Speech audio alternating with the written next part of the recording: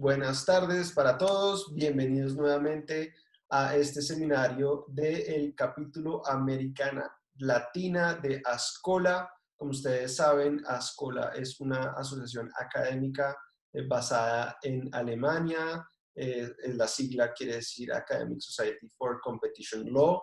En su capítulo América Latina estamos pues personas de todo el continente y por supuesto también del Caribe. Y este es el 10º seminario, llevamos 10 seminarios este año y arrancamos también un nuevo formato, que es el formato de los coloquios, y llevamos 2 de ellos. Básicamente, la diferencia para los que esta es la primera vez que están o no saben, en los seminarios tenemos un panel de 4 o 5 personas haciendo presentaciones muy cortas. En los coloquios, una persona presenta un paper que ha escrito, que ya ha publicado o que está a punto de publicar, y tenemos una persona que comenta el paper. Entonces es un formato completamente distinto. Hoy tenemos pues el formato de seminario, como ustedes saben, es un seminario donde tenemos 4 panelistas excelentes. Empiezo con Marta Louet, que Marta es asociada senior en Rich Muller en México. Luego viene David Toro, que es asociado de Archila Abogados y docente en la Universidad Externado de Colombia. Sigue Janet Portillo, intendente de investigaciones de la Superintendencia de Competencia de El Salvador, y posteriormente presentará Mario Bolivian de Bolivia, por supuesto, también socio en Criales y Urcuyo. Somos 4 personas que van a presentar y Juan David Gutiérrez, el moderador, quien les habla. Soy el director del capítulo América Latina de ASCOLA y tengo el gusto de moderarlos el día de hoy. Por acá siguen entrando personas y por eso tengo que mirar a un lado.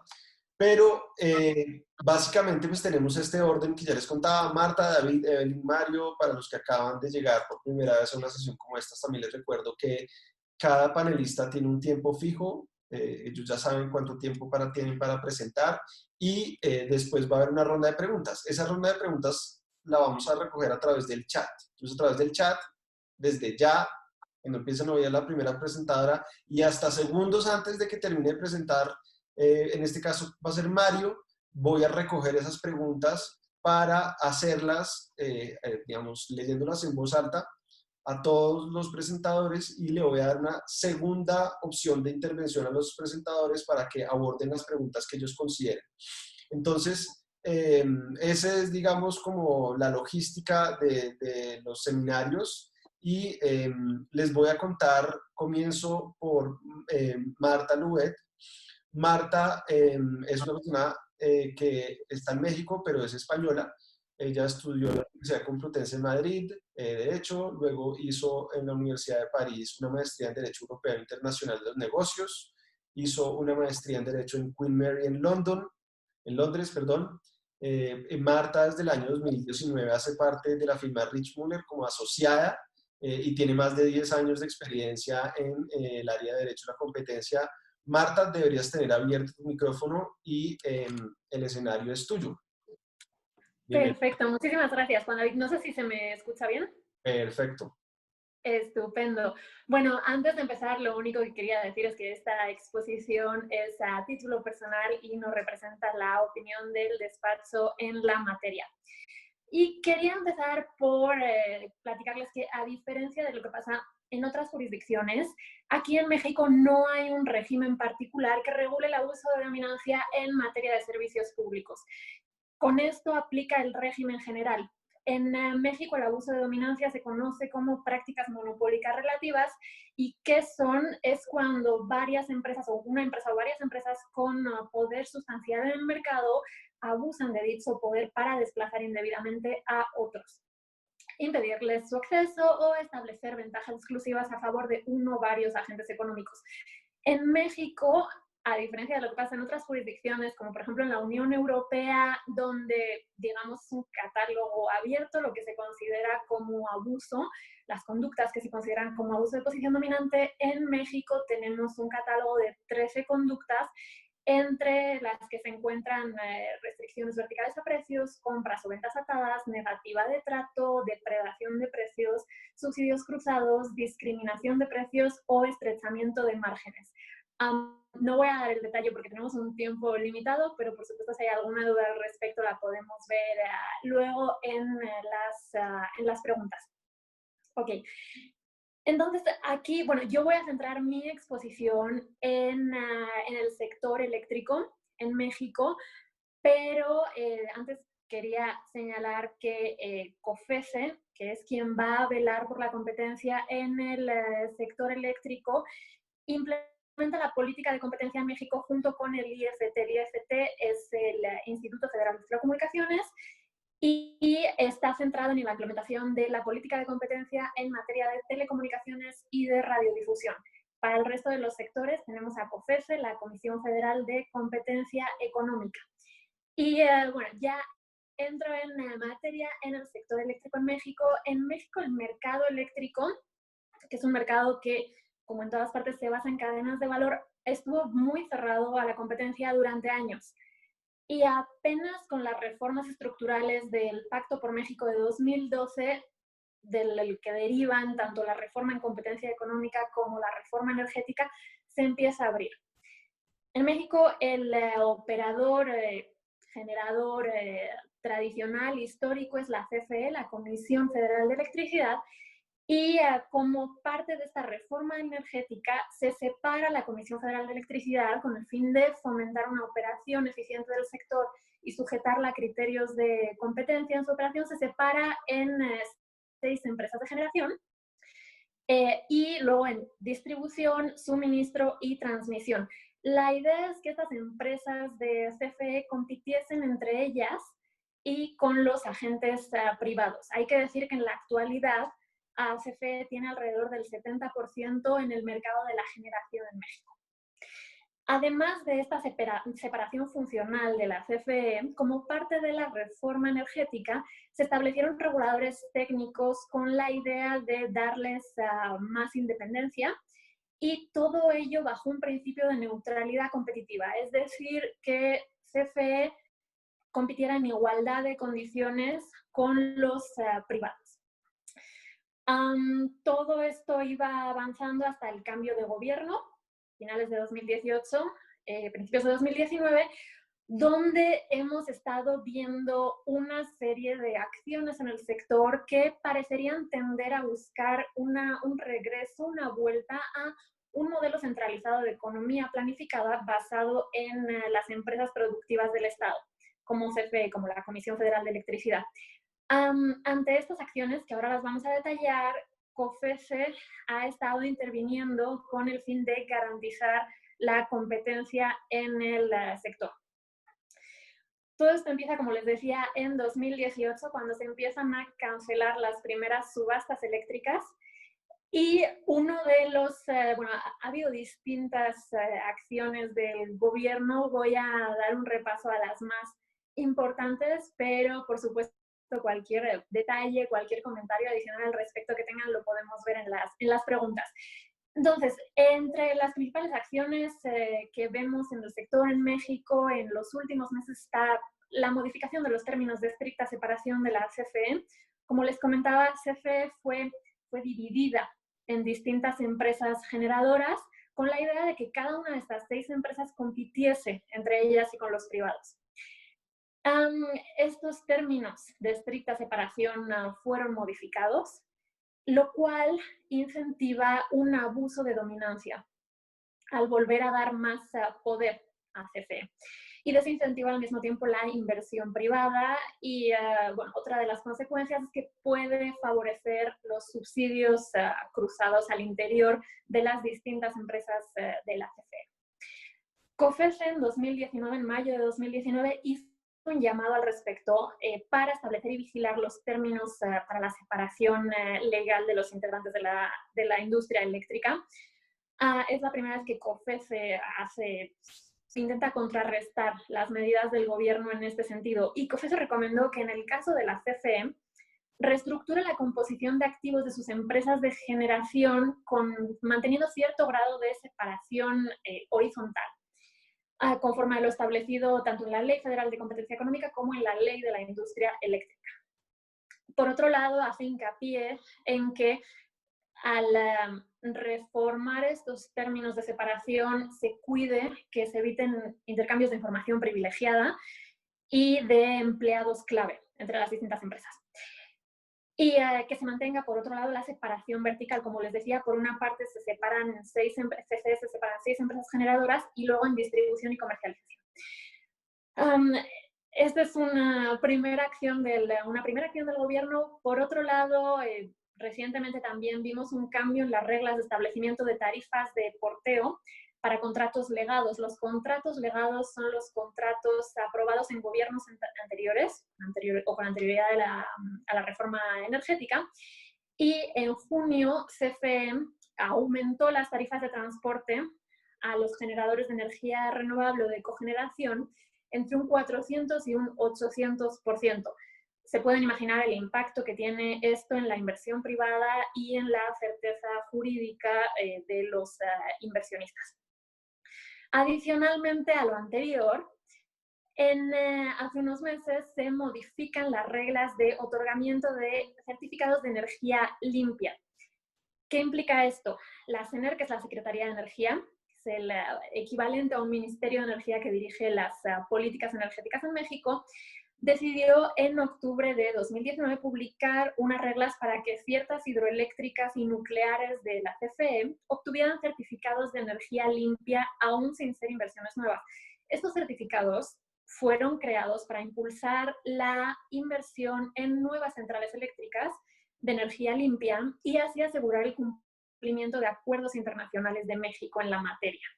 La necesidad de generar estos certificados les dio un valor, creó un mercado para estos certificados. Y al hacer este cambio en las reglas de otorgamiento de estos certificados, lo que hace SENER, lo que hace la Secretaría de Energía es desvirtuar su propósito y devaluarlos, porque va a haber más certificados en el mercado, se van a devaluar los existentes y pues va a ser en beneficio de la CFE, que ni siquiera va a tener que realizar inversiones nuevas para poder acceder a estos certificados. Al respecto, bueno, ahora mismo COFECE recientemente en abril cerró una consulta sobre este mercado de certificados de energía limpia con el objetivo de preparar un estudio y probablemente en 2021 tengamos el estudio de COFECE y podremos conocer sus opiniones al respecto. Otra acción relevante del gobierno en la materia, otra acción tendente a reforzar la CFE, a la Comisión Federal de Electricidad, fue un acuerdo de confiabilidad emitido por el Centro Nacional de Control de Energía en México, el CENACE. El CENACE es un organismo cuyo objeto es ejercer el control operativo del sistema eléctrico nacional y la operación del mercado eléctrico mayorista. Entonces, en el contexto de la actual contingencia sanitaria por el COVID, argumentando que las energías limpias no son confiables, todo esto basado en esta idea un poco anticuada que existe en cuanto a que las renovables, por ejemplo, una eólica no es confiable, es decir, que cuando no hay viento no va a generar.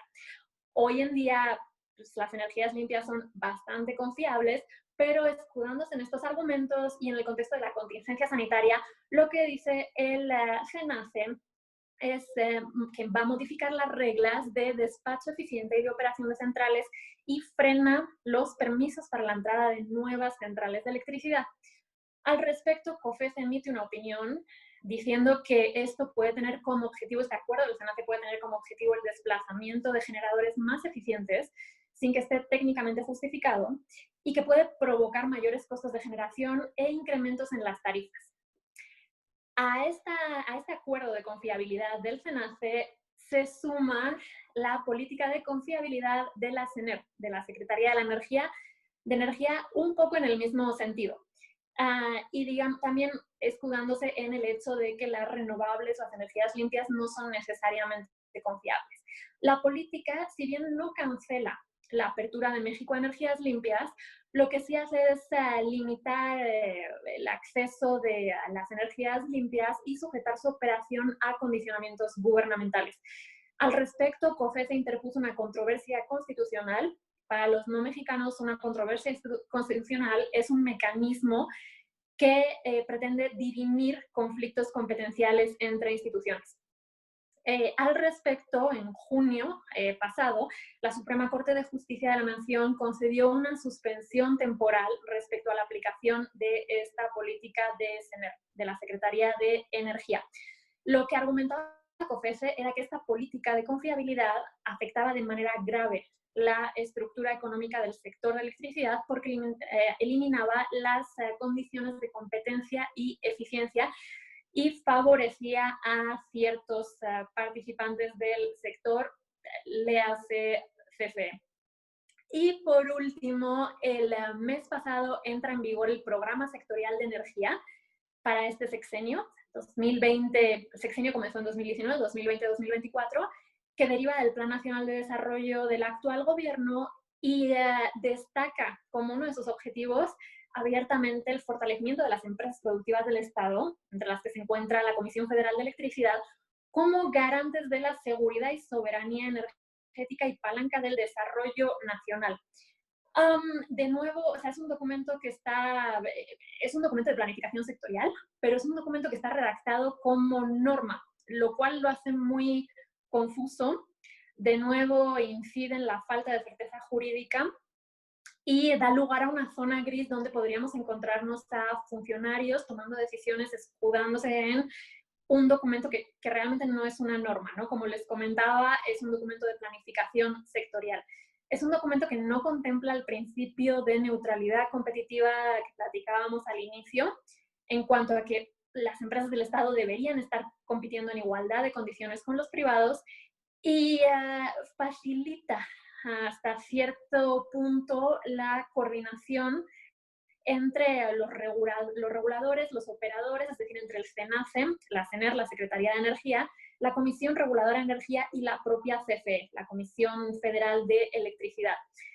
Entonces, en conclusión, bueno, estas son las medidas más importantes que ha tomado el gobierno en los últimos meses, pero como ven, todas ellas dan lugar al establecimiento, al probable establecimiento de barreras a la competencia y al objetivo de reforzar la dominancia de la Comisión Federal de Electricidad, que como les comentaba ahora mismo tiene ya un 70% del mercado de generación en México, y incentivan la comisión de abusos de dominancia. Si bien hasta el momento no hemos visto abusos, investigaciones por abusos por parte de COFESE, pues no sería raro que en los próximos meses viésemos iniciativas de la Autoridad de Competencia Mexicana al respecto. Muchísimas gracias. Bueno, Marta, muchísimas gracias. Me ibas alargando un poco más, pero está bien, estuvo Sí, muy lo siento. interesante. Estuvo muy Es que hay interesante tu muchas cosas. presentación. Hay muchas cosas. Lo otro que también es supremamente interesante es que en el seminario anterior hablábamos de competencia y regulación y Alexander Elvitar, que tampoco es mexicano, porque es venezolano y vive en México, también se refirió a a esos choques que hay con el gobierno federal mexicano y los reguladores autónomos creados antes de que llegara el actual gobierno. Entonces, muy interesante. Si no han tenido la oportunidad de ver ese seminario, está en YouTube. Es muy interesante comparar la presentación de Marta con la que hizo Alexander Elvitar. Bueno, sin más, entonces le voy a dar cambio a David Toro, a quien le acabo de abrir el micrófono. David es abogado de la Universidad Externada de Colombia, tiene una maestría en Derecho de esa misma universidad, una maestría en Derecho de la Universidad de California en Berkeley. Además enseña en la Universidad Externado a nivel de posgrado y de pregrado, por supuesto materias que tienen que ver con Derecho de la Competencia. Y actualmente David es asociado de Archila Abogados. David, el micrófono es de usted, son las 5:24. Gracias, Juan. Muchas gracias a todos por venir y por compartir este espacio hoy a esta hora. Por lo menos las personas que están en Colombia, hoy es una suerte de viernes. Lo que pasa es que en cuarentena todos los días parecen ser iguales. hace una exposición muy corta y a manera crítica de la forma en cómo la legislación colombiana ha abordado el tema de abuso de posición dominante en materia de servicios públicos. Primero, pues vale la pena notar que en Colombia tenemos un régimen especial de protección a la competencia en materia de servicios públicos, como ocurre en varias otras áreas, por ejemplo, el sector de medicina prepagada, el sector financiero. Eh, a su vez tenemos también el régimen general, un régimen de servicios públicos, perdón, un régimen de competencia general aplicable a todos los sectores de la economía. Y que incluso también se ha aplicado, y esa quizás es la primera crítica que hago, se ha aplicado mucho en el sector de servicios públicos gracias a la deficiencia que tiene el régimen especial. En materia de posición de dominio, nuestro régimen general trae una definición contestada por la Corte Constitucional, que es una definición estándar, una definición de todos, para todos los sectores. Lo que nos trae esta definición es que, y ustedes la conocerán en otros sectores, es que posición de dominio tiene aquel que tiene la posibilidad de determinar las condiciones del mercado. Eso ha sido respaldado por la jurisdicción, ha sido respaldado por la autoridad de competencia y parece ser una definición de posición de dominio que conviene en todos los sectores de la economía y que parece acorde con la teoría económica y con la teoría de las fallas del monopolio. Ahora, ¿cuál es la definición que trae el régimen especial de protección a la competencia en materia de servicios públicos? Para los servicios públicos domiciliarios, para la energía, para el gas, para el acueducto, para el alcantarillado, para el aseo, la ley colombiana establece que aquel que tenga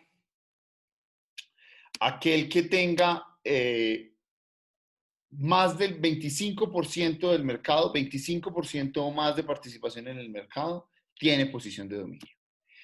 Esa es ya una dificultad que trae nuestro régimen, establecerle un criterio cuantitativo únicamente a la posición de dominio en materia de servicios públicos. Pero esa no es la única complicación que trae. La misma ley confunde la definición de abuso de posición dominante en materia, o de posición dominante en materia de servicios públicos en el mercado, la confunde con el abuso de posición dominante contractual. Y de hecho, el régimen especial de protección a la competencia considera como un abuso de posición dominante en el mercado todas aquellas conductas abusivas de posición dominante contractual que puedan hacer las empresas de servicios públicos respecto de sus usuarios. Parece un poco descabellado. Pero al margen de todo eso, ¿cómo puede uno sustentar económicamente que una empresa que tenga 25% o más de participación en el mercado sea una empresa dominante? Pongamos el ejemplo de la empresa de transmisiones. La transmisión en Colombia es un monopolio natural, está solo dedicada a una empresa, es una empresa controlada por el Estado, es un mercado absolutamente regulado, participación del 10%, tiene que darle acceso en las condiciones que la regulación establece, a las tarifas que la regulación establece, en los tiempos y formas que la regulación establece. No puede determinar ni una sola condición del mercado. Llegar a establecer que esa empresa, por tener el 100% del mercado, tiene posición de dominio, es un exabrupto. Ahora, llegar a decir también que 4 empresas que compiten ferozmente en un mercado regulado como puede ser la generación de energía eléctrica y cada una tiene el 25% y cada una tiene posición de dominio tampoco parecería muy acertado. Las consecuencias que ha traído esta definición legal en el régimen especial han sido varias.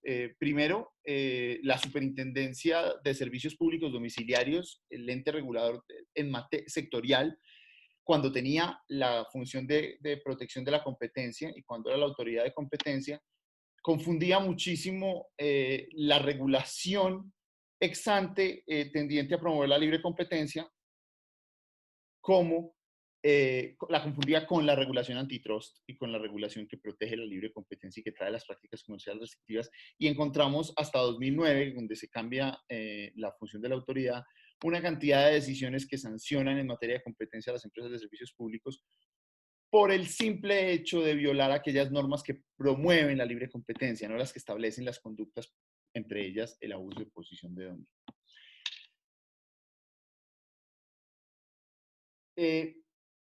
Otra de las consecuencias que ha traído eso es que la autoridad de competencia hoy en día nunca aplica el régimen especial. Sí ha sancionado empresas de servicios públicos en materia de comercialización de agua en bloque, en materia de transporte de gas natural, en materia de distribución de energía eléctrica, por prácticas comerciales restrictivas, incluso por abuso de posición de dominio en esas condiciones.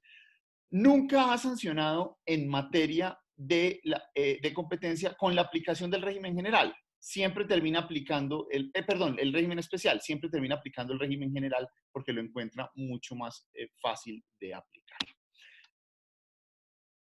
Ahora, pasando un poco a otro sector, como es el sector de telecomunicaciones. En el sector de telecomunicaciones tenemos una regulación especial, no tenemos un régimen especial de prácticas comerciales restrictivas, tenemos una regulación que promueve la competencia, una ley cuyo principio básico es la libre competencia, pero el regulador se ha encargado de adelantar actuaciones administrativas en las cuales ha definido la posición dominante de los operadores en mercados establecidos para establecer medidas regulatorias. La más famosa, la declaratoria del 2009 del operador dominante en el mercado de voz saliente móvil para establecerle cargos asimétricos en el curso de las llamadas y prevenir el efecto club, y pues esas medidas se fueron utilizando, e incluso la crítica mía es que la autoridad de competencia ha utilizado esas definiciones de posición de dominio hechas por el regulador para llevar a sancionar,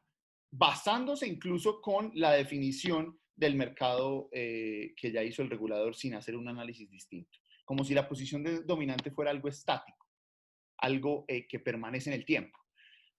Solo un ejemplo, hoy está haciendo un análisis para ver si ese mismo operador tiene posición dominante en el mercado de datos móviles y si lo puede trasladar su posición dominante en el mercado de voz al mercado de datos móviles. El regulador sigue insistiendo que el operador que existe hoy en día en el concepto, un concepto regulatorio que se llama posición dominante en el mercado de voz móvil. Si no existe un mercado de voz móvil, nadie vende minutos, nadie.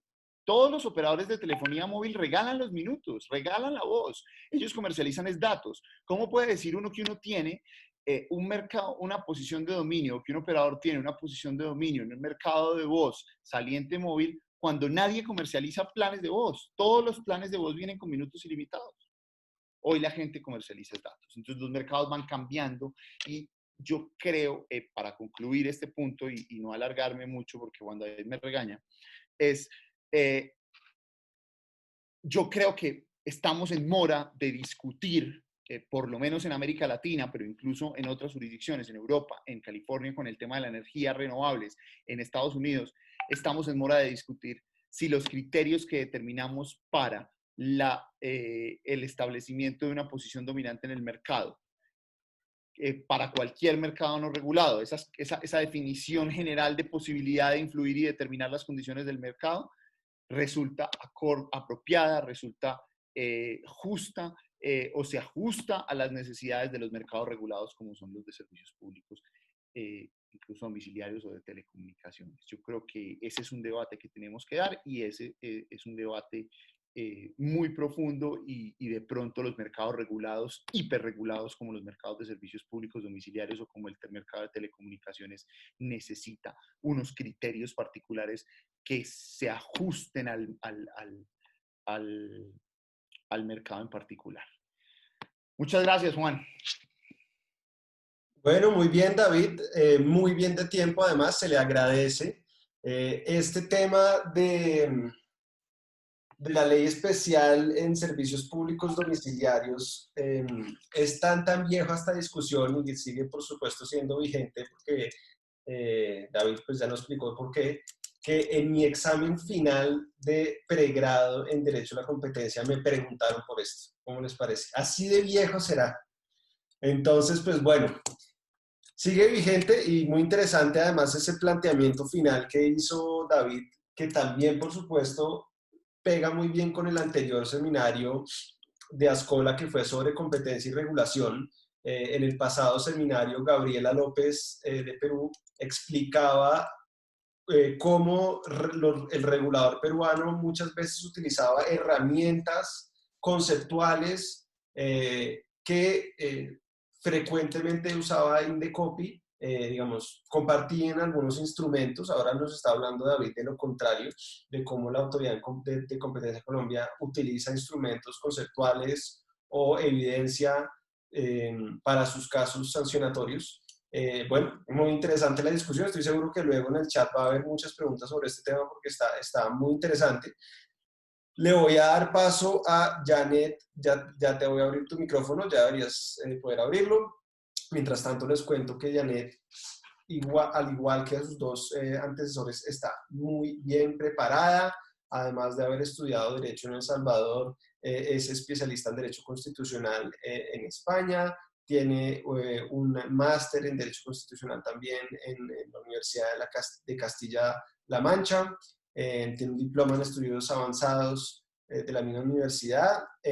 Y además de sus 20 años de experiencia, muchos de ellos, o casi todos ellos, en la Autoridad de la Competencia de El Salvador, que es la Superintendencia de Competencia, en donde ella ya ha estado prácticamente una década, pues Janet además tiene el cargo de Intendente de Investigaciones de la Autoridad de Competencia salvadoreña. Ya les va a decir Janet, pero por supuesto todo lo que diga es a título personal.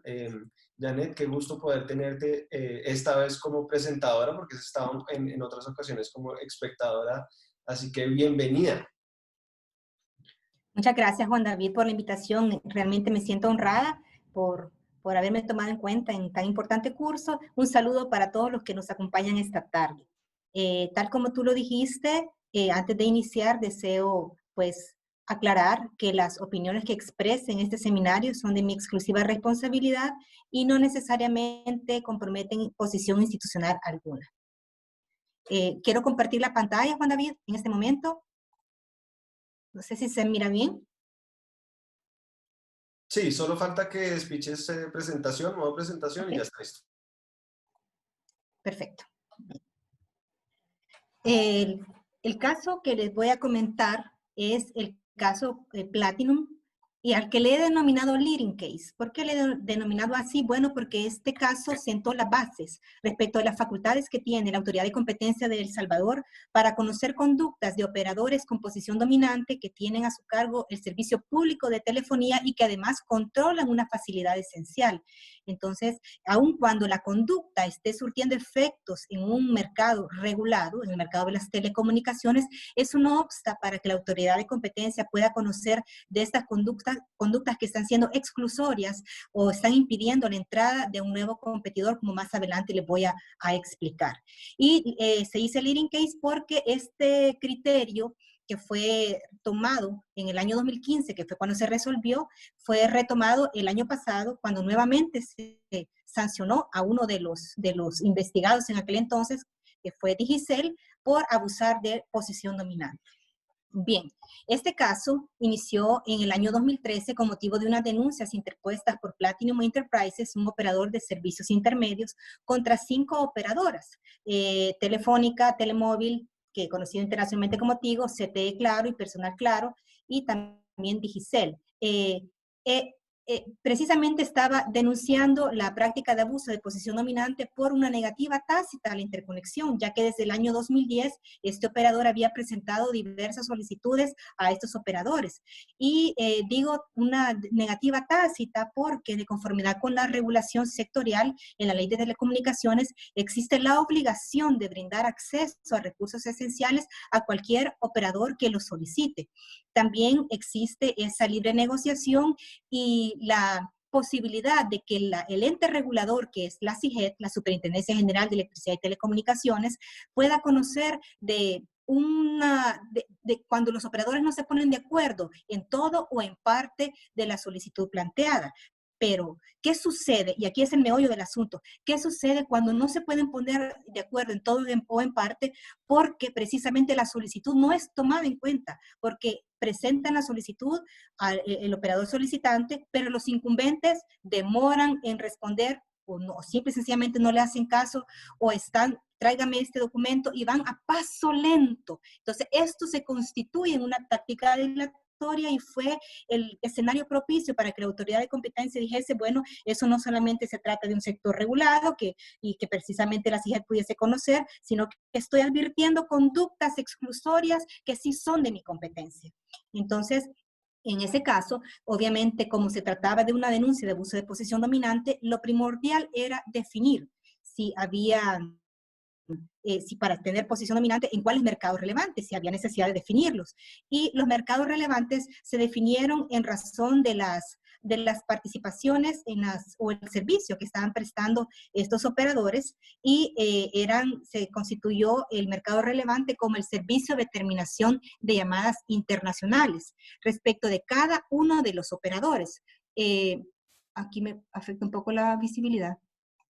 Bien, se constituyó como el servicio mayorista de terminación de llamadas en la red de cada uno de estos operadores, independientemente si fuese en la red fija o en la red móvil. Además, se constató que respecto de cada operador, ellos tenían el 100% de participación y se constituían en monopolistas en la prestación del servicio de referencia, precisamente porque ellos eran los únicos que podían terminar las llamadas en sus propias redes. Ahora, como mercado relacionado a este mercado relevante definido, se denominó los servicios intermedios para la terminación del tráfico internacional entrante, debido a que Platinum, por ser un operador de servicios intermedios que traía tráfico internacional para poderlo conectar con las redes de los operadores, inevitablemente tenía que tener la interconexión. Entonces estamos hablando de un mercado relacionado intrínsecamente con los mercados relevantes definidos. Y aquí donde se advirtió pues que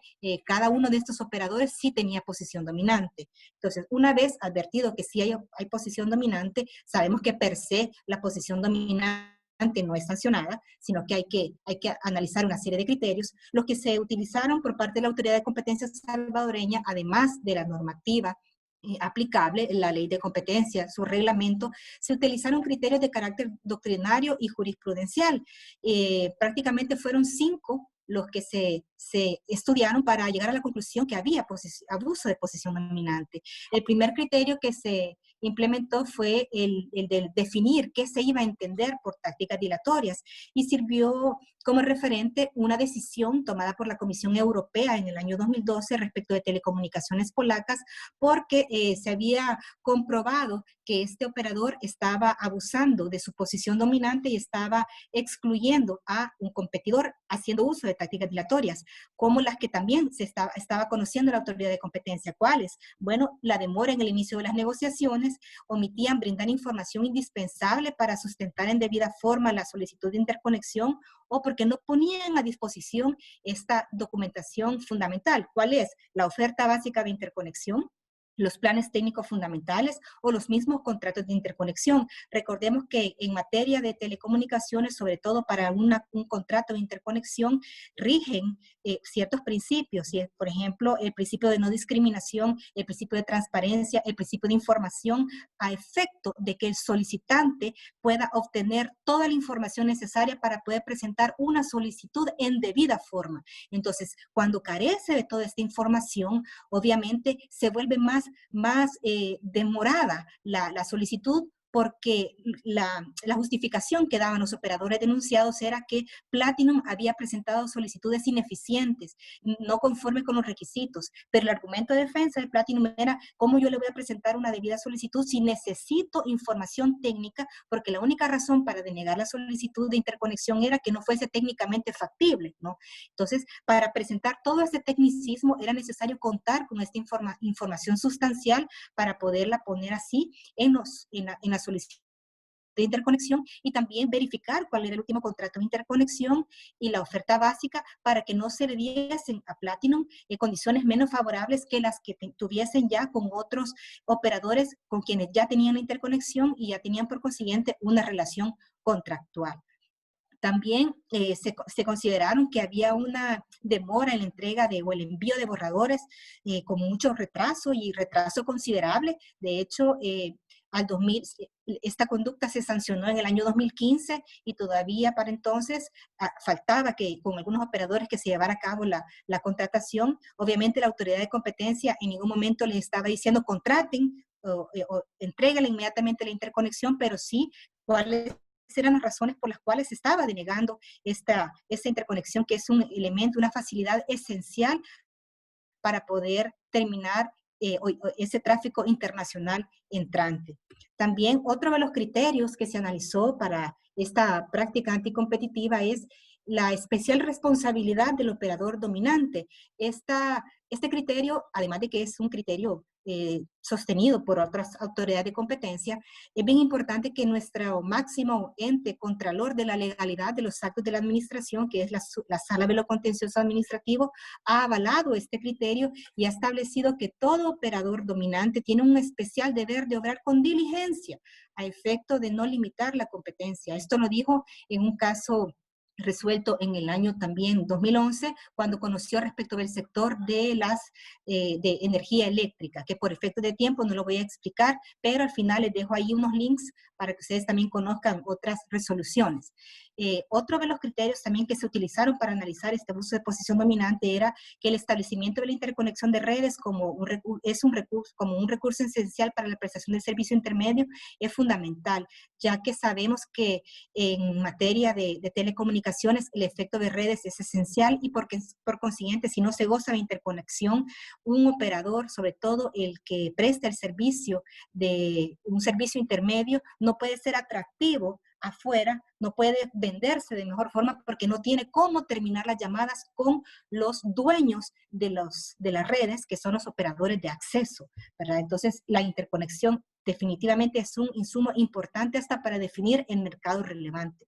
También otro criterio que se analizó fue esa ausencia de justificación de la comisión de la práctica, porque básicamente los argumentos de defensa de los operadores denunciados eran más de carácter legal, pero jamás como debe ser en derecho de competencia cuando se analiza un abuso de posición dominante, en cuanto a que si se está haciendo por la regla de la razón, ¿no? Que si se está haciendo más eficiente actuando de esta forma y que si está justificada esa conducta exclusiva, pero en lo absoluto hicieron algún tipo de alegato de esta naturaleza, por consiguiente tampoco se pudieron tomar en consideración ese tipo de justificaciones. Ahora, un elemento muy importante acá es en cuanto a los incentivos detrás de la conducta de la práctica anticompetitiva, porque sabemos que en materia de derecho de competencia se trata no solamente de comprobar la afectación en la competencia, sino que también cuál es el beneficio que estaría recibiendo el operador denunciado, el operador con posición dominante respecto de esa práctica anticompetitiva. Y obviamente habían incentivos económicos detrás. Y llamaba la atención, sobre todo en el caso de Digicel, que Digicel, este servicio de intermediación de llamadas, se lo daba a un agente económico que estaba vinculado a su mismo grupo económico. Es decir, que habían muchas razones para que todo el tráfico internacional entrante, si no todo, pero en su mayoría, fuese entregado o para que lo terminara a través de un agente económico vinculado a su propio grupo. En definitiva, tomando en consideración todos estos criterios, estos 5 que fueron los más importantes, se multó a estos operadores en un total con más de $2 millones. Variaron las multas dependiendo de su capacidad económica, y también recordemos que en materia de competencia no nos importa tanto el pago de la multa, sino que lo que realmente interesa es que cese la práctica abusiva. Entonces, como se establecieron órdenes de cese respecto de las prácticas dilatorias, se les obligó a que se abstuvieran de efectuarlas a la hora de negociar las solicitudes de acceso a la interconexión, sobre todo porque la ley de telecomunicaciones se queda corta en el sentido de que dice que está obligado a brindar la interconexión cuando le presenta presente la solicitud, pero en la fase anterior, ¿qué pasa cuando no puede presentar la solicitud en debida forma por lo mismo que acabo de explicar, porque carece de información? Entonces, si hay algo que prevenir, hágalo, pero no se quede callado, ¿verdad? Entonces, precisamente se le dijo que en cuanto a la falta de respuesta, que debía responder todas las solicitudes de interconexión que les plantearan. Aquí también se toma en consideración una sentencia de la Corte Constitucional Colombiana, en tanto que, y también una resolución de la Sala de lo Constitucional, porque recordemos que estos son concesionarios que están prestando un servicio público y además del deber de diligencia de obrar, existe el derecho constitucional de petición. Entonces, aquí en El Salvador conocemos como un amparo contra un particular por esa relación que se encuentra de poder, ¿no? Y que si este no le responde, le afecta realmente en su esfera jurídica. Entonces, por consiguiente, también se tenía el deber de responder a cada una de esas peticiones. Aunque no fuese de manera favorable, obviamente, pero sí que le respondiera a esas solicitudes. Y también con relación a garantizar este principio de información que rige en la interconexión, es que se debía presentar, poner a disposición de los solicitantes la documentación necesaria, como la oferta básica de interconexión, la oferta básica de acceso, los planes técnicos fundamentales y los últimos contratos de interconexión suscritos. Y también con relación a la obligación de informar, se les pidió que publicaran en su página web el listado de documentos que eran necesarios para que acompañasen, para que pudiese llenarse la solicitud en debida forma y evitar todas esas dilaciones innecesarias y que no hubiera necesidad de prevenir, sino que realmente el operador solicitante de conexión tuviera todos los insumos necesarios. También se hicieron importantes recomendaciones al ente regulador. Se le pidió pues que crease un reglamento de interconexión, aun cuando en el reglamento de la ley de telecomunicaciones hay un capítulo relativo a la interconexión, pero como autoridad de competencia se consideró pues que pudiese crearse un reglamento donde se garantizasen los principios que rigen a la interconexión, como la no discriminación de condiciones, la transparencia, el acceso a la información y también algo muy importante y era que se le pidió que promoviera una reforma a la ley de telecomunicaciones en el sentido de que se tipificara como infracción, porque al inicio les dije que es obligación brindar la interconexión, ¿verdad? Y presentar los contratos de interconexión a inscripción, pero no está tipificado como una infracción el hecho de no presentar el contrato para su inscripción y los otros documentos que sí sirven de base para la elaboración de una buena solicitud, entonces que se calificara como ilegal y por consiguiente con una sanción si no presenta estos documentos. Bien, a manera de conclusión con este caso que les acabo de comentar, podemos decir que la actividad constitutiva del servicio público debe ser regulada y vigilada para evitar abusos de cualquier orden en que pudieran incurrir quienes presten o realicen el servicio y también para garantizar la continuidad, la regularidad y la generalidad del servicio, que son las características de todo servicio público. También la doctrina de las facilidades esenciales es un adecuado instrumento para evitar abusos de posición dominante cuando operadores incumbentes en un sector pretendan dificultar la entrada de competidores mediante tácticas dilatorias o estrategias de exclusión.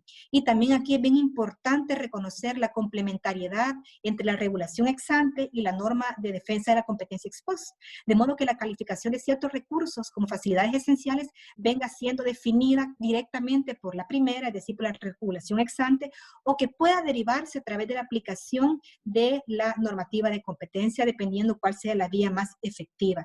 Como voy a compartir esta presentación, por si es de interés, aquí he dejado casos sancionados por la Superintendencia de Competencia por abuso de posición dominante en materia de servicios públicos, para que ustedes también, si tienen algún interés, puedan cliquear, ahí está el link, y puedan tener más información. Así es que esto es lo que tengo preparado. Muchísimas gracias. Y estoy abierta a las preguntas. Bueno, Janet, muchísimas gracias. Te me ibas pasando tú también un poco del tiempo, pero estaba tan interesante que había que dejar terminar la exposición. Para los que no están familiarizados con el régimen de El Salvador, es supremamente interesante porque a pesar de no ser o no contar con la ley de competencia, digamos, más antigua de la región, es la autoridad de competencia que más casos y más casos quizás sustanciales ha decidido, por eso se dan el lujo de construir sobre lo construido, por eso Janet se da el lujo de mostrarnos una lista de casos en servicios públicos y de contarnos cómo se han además tenido en cuenta no solo decisiones de la Unión Europea, sino también, por ejemplo, de Colombia y de otros pares de la región. Entonces, felicitaciones, Janet, por esa exposición. Mucho de qué hablar. Ya somos más de 50 participantes, entonces creo que le cumplí a los expositores cuando les dije que yo creía que más o menos 50 sí podía haber. Entonces, bueno, aquí estamos. Y pues, ¿quién sigue? Nada más y nada menos que Mario Balivián. Mario, ya te estoy abriendo el micrófono y te presento. Mario, al igual que Janet, también tiene una trayectoria muy importante, tiene más de 20 años de experiencia en estos temas. Y también una preparación que les quiero contar. Pues primero, abogado de la Universidad San Francisco Javier Chuquisaca en Bolivia, tiene un máster en Derecho Petrolero de la Universidad de Dundee en Escocia. Yo estoy por allá en Dundee, es muy bonito. Máster en Regulación de Servicios Públicos de la London School of Economics y actualmente socio, como me comentaban, de Criales y Urcullo. Así que bienvenido, Mario, es tuyo el escenario. Muchas gracias, Juan David. Realmente es para mí un honor y un gusto la invitación efectuada por tu persona y por Ascola, y al mismo tiempo el hecho de poder compartir con reconocidos profesionales este seminario virtual sobre un tema tan apasionante como es el abuso de la posición dominante en materia de servicios públicos, y en donde me ha tocado hacer una exposición sobre la experiencia acá en Bolivia. Para estos efectos vamos a partir de dos premisas fundamentales, y la primera de ellas es de que acá en Bolivia no tenemos una ley de la competencia como sí sucede en gran parte de la región. Segunda premisa, segundo elemento, es el hecho de que las disposiciones que existen en mi país están divididas para lo que vendrían a ser los sectores regulados, como el caso de los servicios públicos, y la otra que viene a ser aquellas disposiciones para los sectores no regulados, esencialmente de industria y comercio. Entonces, en base a esas premisas, vamos a partir con una conceptualización que nos parece importante a efectos luego de descolgarnos a lo que hemos venido. En primer lugar, cabe manifestar de que, al igual que en muchos países de la región, a partir de la década del 90 del siglo pasado, en mi país se produjo una reforma del Estado a través de la redefinición de los roles. Es así de que a través del denominado proceso de capitalización, que no es otra cosa sino privatización, pero a la boliviana, se traspasaron las principales empresas públicas al sector privado. Y este proceso estuvo acompañado a su vez de la creación de entidades reguladoras justamente de servicios públicos. En ese orden de cosas, lo que se hizo en mi país fue crear un sistema de regulación sectorial, SIRESE. A su cabeza se encontraba la Superintendencia General, y luego teníamos 5 superintendencias sectoriales para los sectores de electricidad, de hidrocarburos, saneamiento básico, telecomunicaciones y transportes. Pero ustedes se preguntarán, pero estamos acá en temas de prácticas anticompetitivas, queremos ver el abuso. Y acá, el abuso de posición dominante, que justamente a través de este sistema y a través de la ley que establece el marco en el cual van a desarrollar sus actividades, a estos entes no solamente se les otorga las facultades para regular y controlar en sus respectivos sectores, sino que también estos entes tienen la posibilidad de promover la competencia y defenderla frente a conductas anticompetitivas. Cabe aclarar de que estas superintendencias fueron extinguidas, eliminadas por el anterior gobierno, y en su lugar fueron conformadas lo que tenemos ahora con las autoridades de fiscalización y control social para estos sectores. Pero la lógica, el concepto se mantiene en el sentido de que tenemos los entes en donde no solamente regulan, sino que también van a buscar la promoción y la defensa de la competencia en los respectivos sectores públicos. En base a eso, veamos cuál es el marco legal dentro del cual actúan estos entes. Pero no se trata simplemente de hacer referencia a las disposiciones, sino lo que vamos a hacer es también señalar algunas críticas y algunos problemas que nosotros hemos identificado justamente durante el desarrollo de toda esta materia. El punto de partida, como ustedes se podrán imaginar, y lo que ocurre en gran parte de los ordenamientos jurídicos, es el que se refiere a nuestra Constitución, en donde establece, la Constitución de Bolivia, establece una prohibición específica en lo que se refiere a los monopolios y los oligopolios privados, a través de los cuales se pretenda, ya sea la exclusividad en la producción o comercialización de bienes y servicios. Entonces, ese es el marco en función al cual se van a desarrollar otra serie de normas desde un punto de vista general. Y la siguiente viene a ser el título quinto de la ley CIRESE. A través de este título quinto, lo que se hace es establecer una serie de disposiciones antimonopólicas y de defensa de la competencia. Este título quinto parte de un principio fundamental que viene a ser el de garantizar la libre competencia y que tiene que ser efectuada justamente por estos entes, evitando de que los operadores en cada uno de los sectores puedan realizar actividades que vayan a distorsionarlas, que vayan a limitarlas. Ahora bien, dentro de las conductas previstas por el título quinto de la ley CIRESE están, entre otras, de las prácticas abusivas que tengan por objeto o efecto el de poder ocasionar algún tipo de perjuicio a los competidores, así como a los usuarios o los consumidores. Y para ello se establecen una serie de figuras que seguramente son comunes en cada uno de los ordenamientos en la materia. Entre las primeras viene a ser la imposición directa o indirecta de los precios, la limitación de la producción o las fuentes de aprovisionamiento, el tema de las condiciones desiguales para situaciones equivalentes, y luego está el de exigir la condición de socio o accionista a efectos de que el operador pueda prestar el respectivo servicio, que es algo muy común dentro de los servicios públicos o los servicios básicos. Cabe aclarar de que esto es simplemente a título ejemplificativo. Pero ahora bien, ¿cuáles son las principales desventajas o los principales problemas que hemos encontrado en cuanto a la aplicación de esta parte en cuanto al ordenamiento jurídico boliviano? En primer lugar, de que no existe una reglamentación para el análisis de los casos de las prácticas abusivas o del abuso de la posición dominante, de la forma en la cual tenemos en otras legislaciones, en el sentido de que se establezcan los criterios, se establezcan los elementos que se tienen que tomar en cuenta a efectos justamente de iniciar las sanciones y las investigaciones respectivas.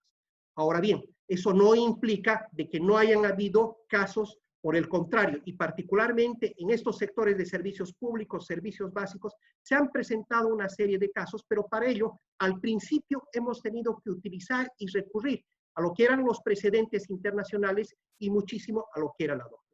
Un elemento. Otro de los problemas por los cuales se ha atravesado es de que si es que vemos la prohibición de estas prácticas abusivas, no exige que esta práctica como tal para ser sancionable, tenga que ser efectuada por una empresa que ostente una posición dominante. Tercer lugar, como otro de los problemas, es lo referente al tema de la prohibición de las fusiones entre competidores que tenga por objeto o efecto establecer una posición dominante. Acá, ojo, estamos hablando que tenga por objeto o efecto simplemente la posición dominante. No estamos haciendo referencia al abuso sobre tal posición. Asimismo, otro de los problemas prácticos que se han encontrado es el que se refiere a la exclusión justamente de estas fusiones, porque el dictamen, la opinión por parte del ente, tiene que venir por parte de una de esas autoridades a las cuales hacíamos referencia. Pero sin embargo, la aprobación de esta exclusión es a cargo del Poder Ejecutivo. Entonces, acá ya nos estamos saliendo de ese ámbito especializado que deberían tener este tipo de autoridades para que al final sean el Poder Ejecutivo y en definitiva el Poder Político el encargado de definir justamente estos temas. En forma complementaria a ese marco legal general tenemos lo específico. ¿Y a qué viene lo específico? Es decir, que cada uno de estos sectores tiene sus respectivas leyes sectoriales en las cuales se habla de las prohibiciones para los operadores de estos servicios públicos o básicos de realizar estas prácticas anticompetitivas. Y nuevamente, insistimos de que se tratan simplemente de ciertas estipulaciones que no, desde nuestro punto de vista, no gozan de ese desarrollo como sería necesario a efectos de aplicar y conocer todo lo que se refiere al abuso de la posición dominante dentro del mercado. La excepción está dada en el sector de telecomunicaciones, en donde existe una reglamentación un tanto más desarrollada a la ley general que existe sobre este sector. Pero fíjense, hay algunos elementos interesantes. El primer elemento se refiere a la determinación del mercado relevante y la reglamentación establece de que esta va a ser en base a criterios del ministerio. Ojo, esto viene a ser para nosotros un grave problema por cuanto esa determinación, como nosotros sabemos del mercado relevante, del producto y geográfico, tendría que estar a cargo de la autoridad justamente que va a iniciar todos esos procesos y en definitiva las sanciones en cuanto a la violación, la transgresión, a todo lo que se refiere a ese abuso de la posición dominante. Por otra parte, para la determinación del proveedor dominante en lo que se refiere a este sector de telecomunicaciones, se tienen que cumplir con una serie de requisitos, entre otros, la participación mayor de los ingresos brutos y haya sido superior en un promedio al 40% con relación a los otros operadores, por una parte. Y por el otro lado, de que la diferencia con el segundo sea igual o mayor a 10 puntos porcentuales. Adicionalmente, una vez de que se ha determinado al proveedor dominante dentro de este sector de telecomunicaciones, existe una serie de obligaciones, pero queríamos recoger una que nos parecía interesante, transmitibles a ustedes, y es el hecho de que sus tarifas estarán sujetas a un tope de precios. Acá, nuevamente, creemos de que se confunde el rol de lo que vendría a ser la regulación propiamente dicha con aquella que se refiere a la defensa de la competencia en los respectivos sectores.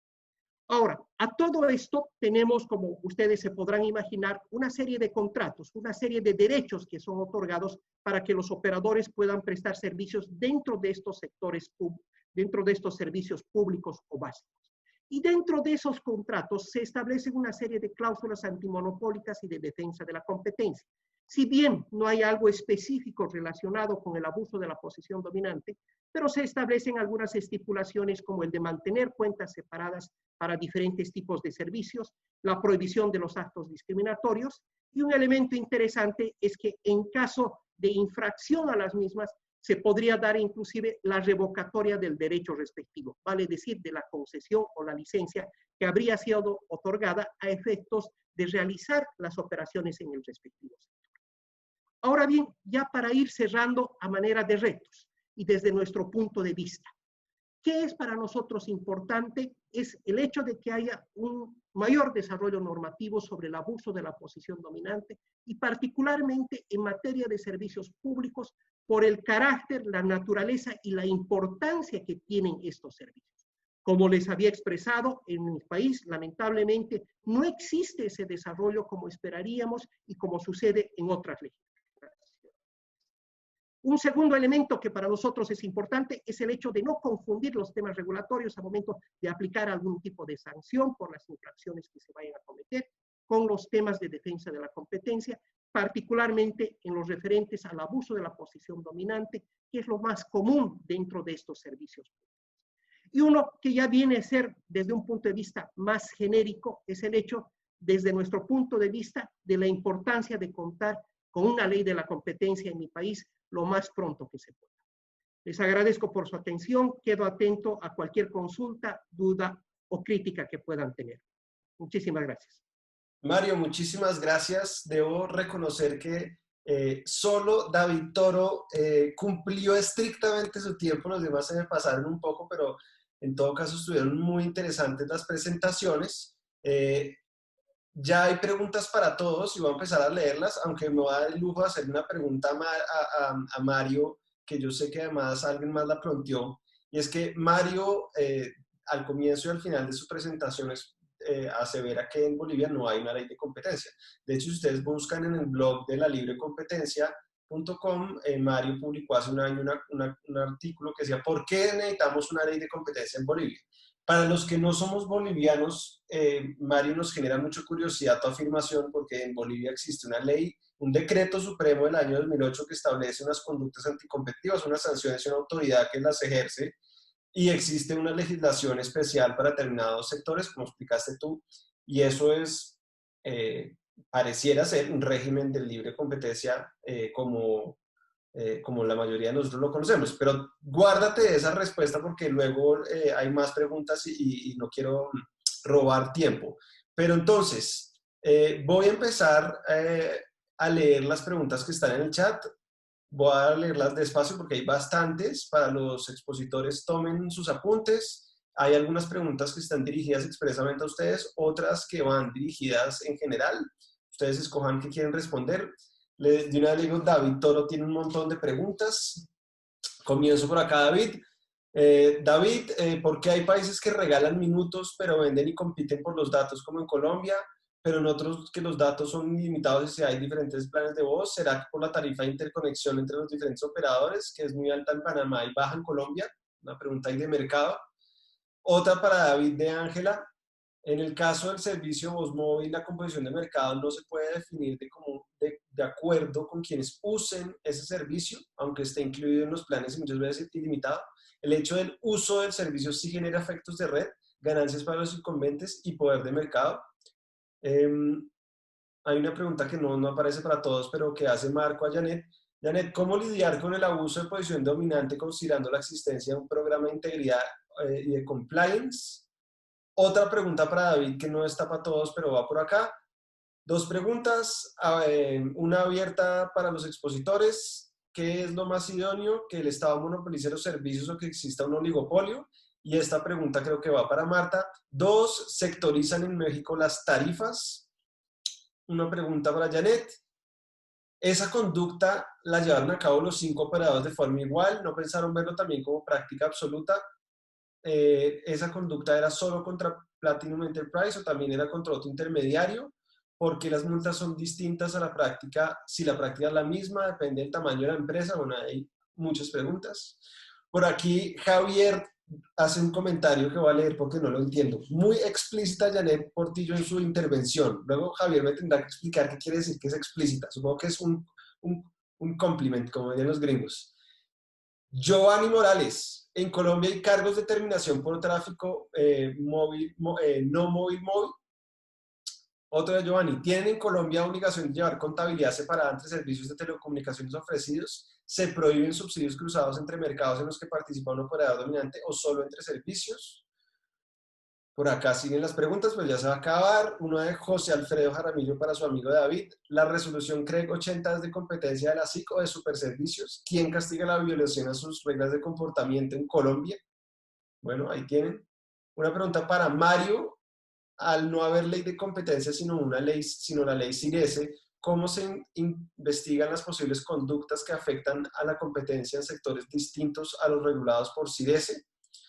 Otra para Mario, interesantes colocaciones cuyo alcance también fue algunas críticas presentadas. Sin embargo, me gustaría preguntar cómo era la relación del derecho entre el público, privado, sociedad. Ahí dice público, X, privado, X, sociedad. Bueno, tú lo interpretas, Mario. Bueno, y también aprovecho para hacerle otra pregunta a Marta, ya que me dieron espacio para hacer preguntas y me abuso de mi tiempo como moderador. Marta, y además tú vas a comenzar por hablar, entonces de una vez te abrí el micrófono. En la pasada sesión, como lo comentaba, ya habíamos hablado del tema de regulación y competencia en México y yo quisiera que tú, si puedes hablar y si quieres, por supuesto, no estás obligada, que nos hablaras un poco de esa puja que hay en este momento entre COFESE y el gobierno federal, si cree, y en el contexto de algo que incluso tú y yo comentamos hace unos meses, y era la propuesta de la creación de una autoridad única con el modelo español que fue presentada por un parlamentario. No sé qué habrá sido de la historia de esa propuesta, parece que no tuvo bueno, pero bueno, ya nos contarás. Adelante, Marta. Seguro. Sí, comienzo con la pregunta sobre la actualización de las tarifas en México de energía eléctrica. Sí se actualizan. Las actualizaciones se publican en el diario oficial de la Federación. Se tienen en cuenta distintos criterios. Eso ya es un tema muy técnico que yo no controlo tanto, porque yo veo más temas de competencia económica, no tanto regulatorios de electricidad tan detallados. Pero por supuesto me pueden escribir un email, yo me informo aquí con los colegas del despacho de energía y les puedo decir con base en qué se realizan estas actualizaciones, porque además creo que varía, tengo entendido que varía. Pero para responder a la pregunta, sí se actualizan las tarifas. Y luego, en cuanto a lo que comentas, pues efectivamente estamos viendo desde que entró el nuevo gobierno al poder, esta tendencia a retomar un modelo de economía planificada, como les comentaba. Y esto choca frontalmente con la idea de tener una política de competencia que establezca una cancha pareja, etcétera. Efectivamente, una economía con competencia viene a pegarle a los monopolios históricos, como puede ser la Comisión Federal de Electricidad. Entonces, un parlamentario, efectivamente un senador, el senador Monreal, una de las personas más poderosas del partido en el gobierno, propuso esta iniciativa, como comentaba Juan David, que efectivamente platicamos hace unas semanas, sobre la posibilidad de unir, crear una especie de macro regulador de competencia económica, un poco basándose en el modelo de la Comisión Nacional de Mercados y de la Competencia español. Es un modelo que ha sido muy criticado, porque al final tienes gente haciendo un poco de todo, no tienes tantos especialistas, es un modelo muy abierto a que los partidos designen a los consejeros y a que finalmente se medre el carácter técnico e independiente que tendría que tener un regulador de competencia. Entonces, en España la Comisión Nacional de Mercados y de la Competencia ha sido muy criticada, incluso por la Comisión Europea. Les han llamado la atención en varias ocasiones. Y en México, un senador del partido que está ahora mismo en el poder planteaba realizar una modificación similar. Lo basaba en las necesidades de austeridad. Ahora mismo el gobierno actual predica la austeridad republicana, están haciendo recortes en las instituciones, pero al final eso hubiese salido, o sea, medrar las competencias de COFECE sale mucho más caro. O sea, por cada peso mexicano que el gobierno, que el Estado da a COFECE, COFECE aporta 8 en cuanto a apertura de mercados, fomento de la inversión, etcétera. Entonces, digamos que estas ideas de ahorrar a través de debilitar a la Comisión Federal de Competencia no se sustentan. Pero, bueno, hubo, la verdad creo que de todas partes en la región, incluso de la Unión Europea, Estados Unidos, hubo bastantes voces que llamaron la atención al gobierno en cuanto a esta iniciativa y afortunadamente se paralizó. El miedo que existe un poco ahora en el sector es que más adelante el gobierno vuelva a retomar esta idea. Hay que tener en cuenta que es un gobierno con muchísimo poder en ambas cámaras y que podría fácilmente llegar a reformar la Constitución. Con lo cual, bueno, la reforma ahora mismo está parada, se abandonó, pero seguimos alerta en cuanto a las evoluciones en la materia. Bueno, Marta, muy concreta y creo que el mensaje final es stay tuned porque no sabemos qué va a pasar en este gobierno. Digamos, mi posición personal es que ojalá no acojan ese modelo español que no funcionó muy bien, no ha salido muy bien, pero bueno, ya veremos qué pasa. Vamos a darle cambio en este preciso instante entonces a David. Muchísimas gracias, David. Acabo de abrirle el micrófono. Gracias, Juan. Adelante, David. Usted, como fue el más juicioso con el tiempo y era el que más tenía preguntas, pues aproveche. Bueno, voy a empezar con la pregunta que nos hacen, entiendo, desde Panamá. Yo creo que la diferencia sí se debe a que existan tarifas de interconexión altas, pero quiero hacer un énfasis en que el problema de las tarifas de interconexión no es que sean altas. El problema de las tarifas de interconexión en materia de telecomunicaciones es que sean asimétricas, que eso es lo que distorsiona el mercado. Hay unos documentos de la OCDE súper concretos y donde le recomienda a los países en pro de la libre competencia que se bajen, que se desmonten esas tarifas de interconexión asimétricas. En Colombia ya las desmontamos, pero duramos con tarifas de interconexión asimétricas muchísimo tiempo. Y sirvieron para prevenir el efecto club, por ejemplo. El efecto club, ¿qué es lo que hacen los bancos hoy? Hoy te cobran la transferencia a otro banco, pero la transferencia entre cuentas del mismo banco no te la cobran y lo que hace es que el banco grande va ganando usuario para poder hacer un club donde se puedan transferir la plata de manera gratuita. Eso es lo que previno esa regulación en ese momento.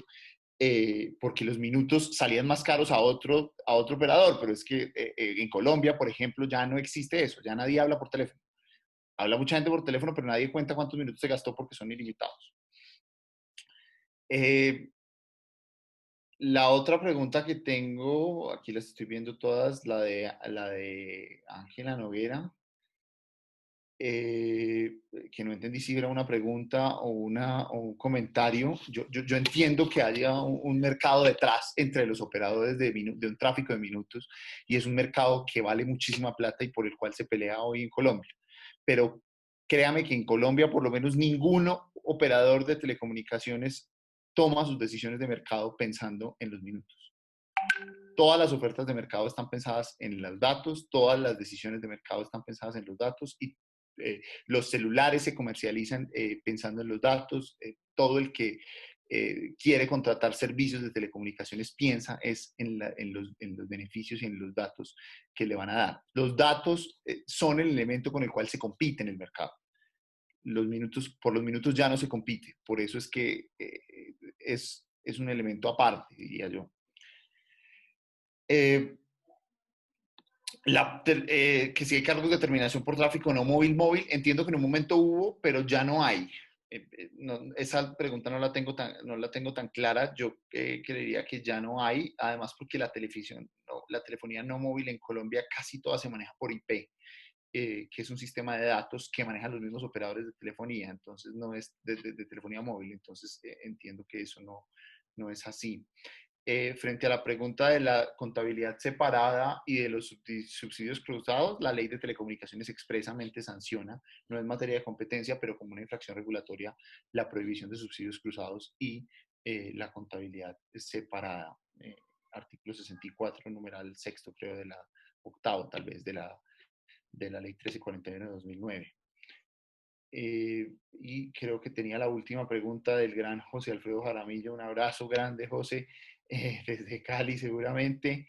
Qué gran pregunta esa de la resolución 080. A la Comisión de Regulación de Energía y Gas en Colombia le encanta sacar normas que promueven la competencia.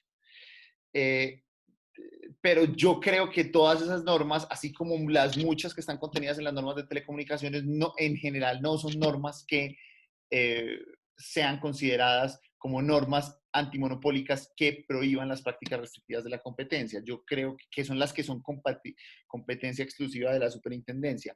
La resolución 080 tiene un capítulo especial, es una resolución de comportamientos en el mercado, pero tiene un capítulo especial que se llama comportamientos que propenden por la competencia efectiva en el mercado y prohíbe los subsidios cruzados, prohíbe el acaparamiento de oferta y restricción de oferta y establece un trato no discriminatorio.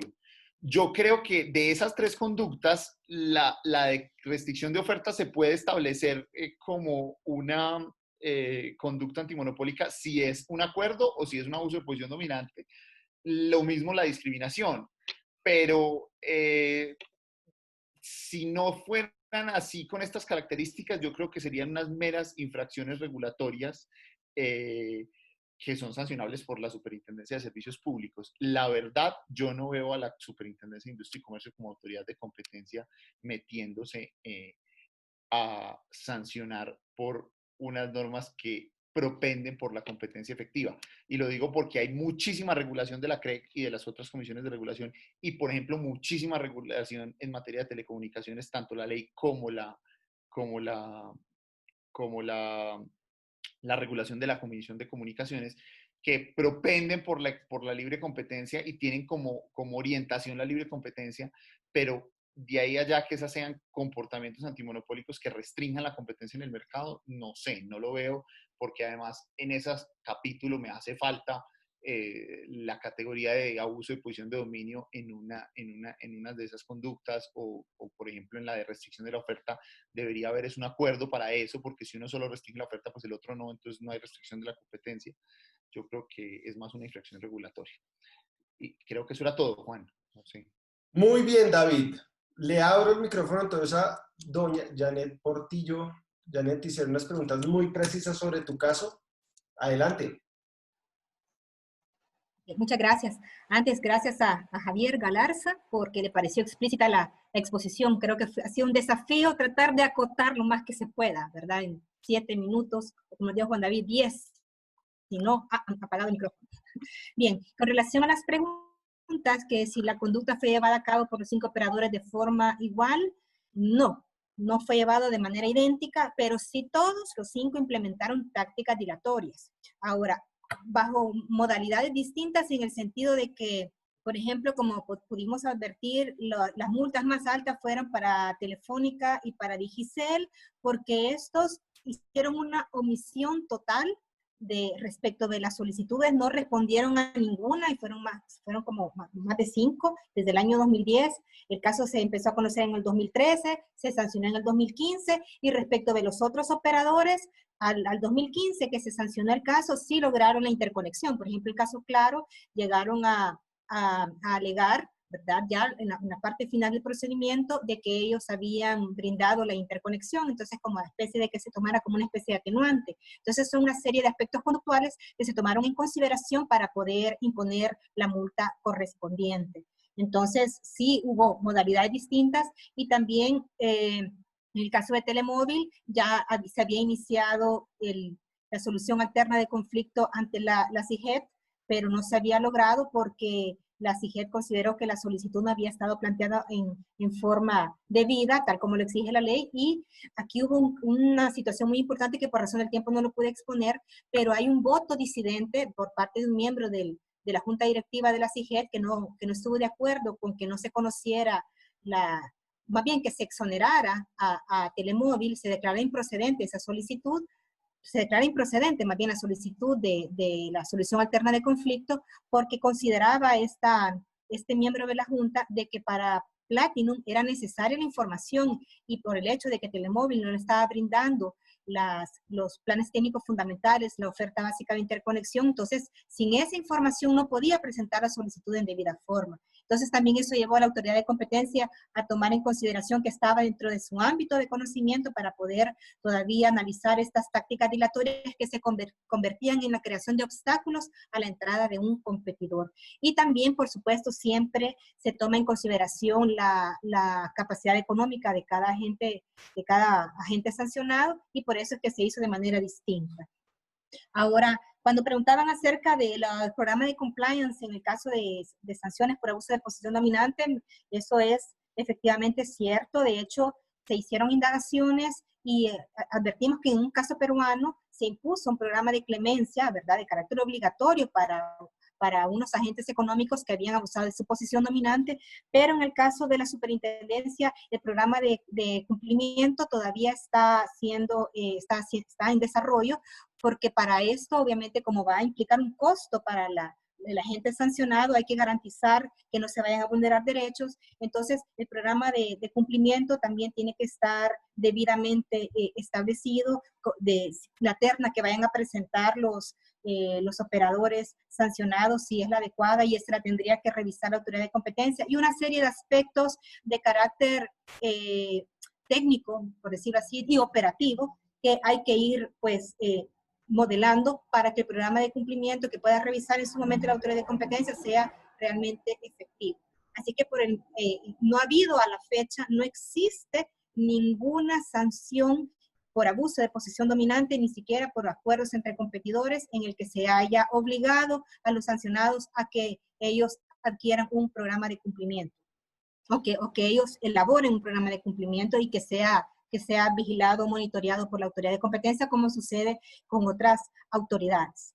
Y también que preguntaban si se pensó en haber visto esto como eran 5 operadores, si se vio la posibilidad de verlo como una práctica monopólica absoluta. No, porque en este caso en particular fueron 5 denuncias separadas que se decidió acumular en un solo procedimiento, sí, ¿verdad? Pero eran supuestos distintos y además debido a las conductas planteadas, pues se vislumbraba más que se trataba de una creación de obstáculos a la entrada de competidores, que eso es una práctica abusiva, sancionada como ilegal, ¿verdad? Por la ley de competencia. Espero haber sido claro. Muy bien, Janet, sí señora. Vamos a darle paso ahora a Mario, a quien ya le abrí su micrófono. Mario. Muchas gracias, Juan David.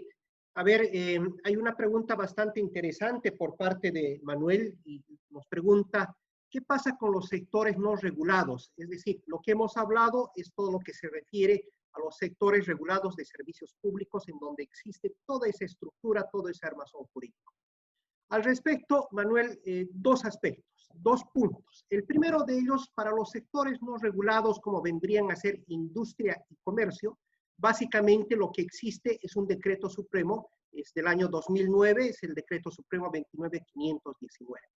Ahora, este decreto supremo es un tanto amorfo, por así decirlo, porque no solamente tiene disposiciones relacionadas con las prácticas anticompetitivas, sino también algunas vinculadas con la defensa del consumidor. Es decir, hay una mezcla ahí de dos elementos que entendemos deberían estar, si bien están conectados, pero cada uno debería tener su propio tratamiento. Primer elemento. El segundo elemento acá, Manuel, es el hecho de que mientras que para los sectores regulados de servicios públicos tenemos esa ley CIRESE en donde existen una serie de conductas como son el acuerdo a los acuerdos anticompetitivos, este tema de las prácticas abusivas y las fusiones, se ha seguido básicamente la línea de lo que vendría a ser toda la legislación que aplica sobre el particular la Unión Europea.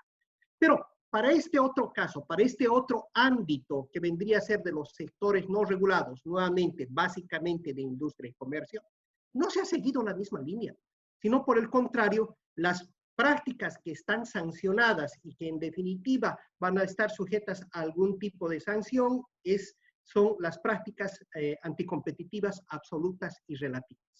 Es decir, al final, digamos, pueden ser asimilables, pero para que vean inclusive cómo existe dentro de mi país esas diferencias, inclusive entre estos sectores regulados para los servicios públicos y los no regulados que donde tienen su propio tratamiento sobre el particular. Listo, Mario. Entonces, llegamos al final, a veces hay que decir adiós. Además, el 70% de nuestros asistentes todavía están acá. Fue un gusto realmente contar con presentaciones desde diferentes ámbitos, pero todas abordando el tema del abuso de posición de dominio. Antes de cerrar y de agradecerle a los expositores por acompañarnos, voy a contarles información de futuros eventos, de qué viene para Ascola América Latina. Básicamente, en primer lugar, tenemos un seminario o unos futuros seminarios de personas menores de 30 años. De pronto algunos de ustedes están al tanto que abrimos una convocatoria para personas menores de 30 años que hayan publicado un artículo en una revista académica o que tengan una tesis aprobada. Recibí 18 postulaciones de 9 países de América Latina y mañana me voy a reunir con todas las personas que se postularon para que organicemos un calendario de aquí a fin de año para poder hacer las presentaciones. Esa convocatoria pues ya está cerrada, seguramente el próximo año abriremos una nueva. Entonces eso es lo que viene novedoso para el capítulo América Latina de Ascola. Hay que abrir espacios nuevos para personas jóvenes, para los demás, para los viejos como yo. Está pues este espacio del seminario, está el espacio del coloquio. Y en materia de seminario, el próximo evento que tenemos, que va a ser en agosto, a finales de agosto, es sobre competencia y plataformas digitales. Entonces va a estar supremamente interesante, un tema que cada vez gana más interés en todo el mundo. Así que pues no se pierdan eso. Bienvenidos también, ya recibirán la información, ya sea porque sean lectores del blog La Libre Competencia o porque reciban la información a través de la lista de correo del capítulo América Latina de Ascola. Y finalmente, ahora sí, puse en Gallery View para que puedan ver en este momento a todos los expositores y decirles muchísimas gracias.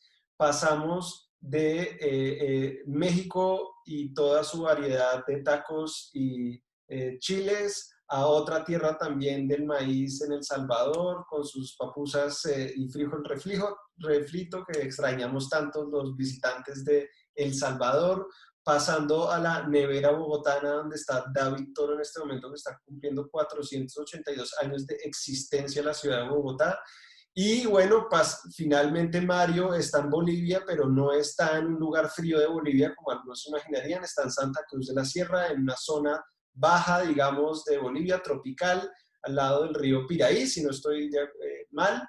Entonces, pues bueno, la verdad es que fue un seminario muy, muy completo. Muchísimas gracias, Marta, David, Mario, Janet.